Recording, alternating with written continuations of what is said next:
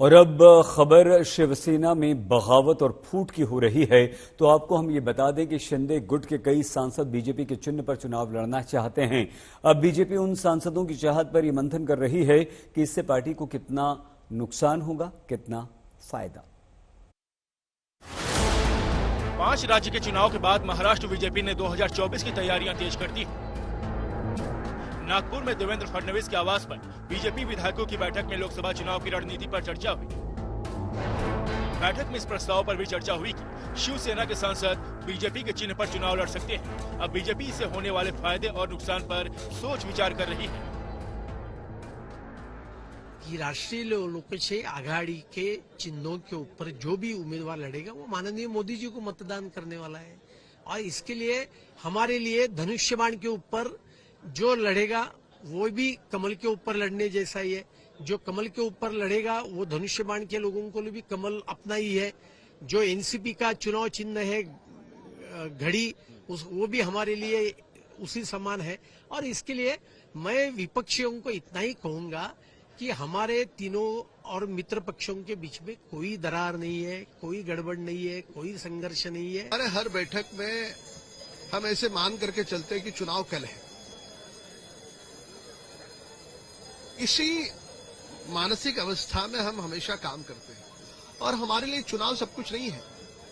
हम लोगों के बीच में रहना, लोगों के बीच में रह करके उस काम को एक अंजाम देना, ये हमारी भूमिका होती है।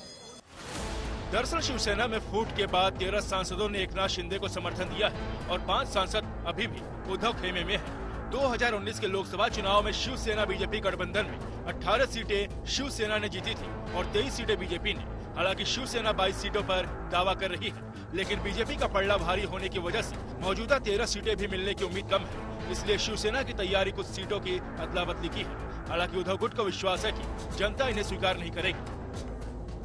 लोकसभा का इलेक्शन जो है वो कैंडिडेट कैसे, किस तरीके से उसका प्रभाव उस क्षेत्र में है, ये देखा जाएगा। उसके लिए सर्वे चल रहे हैं। ये सर्वे में अभी कभी कभी ऐसा भी होता है कि कोई सांसद रहो या विधायक हो, वो लड़ तो लेता है, एक बार चुन के तो आ जाता है, लेकिन उसके मतदार संघ में उसका प्रभाव नहीं रहता। तो ऐसे वक्त उसको टिकट देना या तो नहीं देना, ये नेता लोग डिसाइड करते हैं। और वो टाइम कोई किधर फिर अगर किसी को टिकट नहीं मिला तो वो बीजेपी क्या और किसी पार्टी की तरफ जा सकता है। लेकिन ये इलेक्शन के अंदर ऐसे एक दो छुटपुट घटना होती रहती है। लोगों को पता चल रहा है कि शिवसेना नाम और चुनाव चिन्ह धनुष्यबाण जो बाला साहब अपने पूजा के मंदिर में रख के उसकी रोज पूजा करते थे, ये इन्होंने चुराया है। और इसलिए लोगों को मालूम है कि असलियत अभी मशाल ही शिवसेना का चुनाव चिन्ह है, और लोग मशाल के ऊपर ऐसे वोटों का बारिश गिरेगा कि आप देखते रह जाएंगे।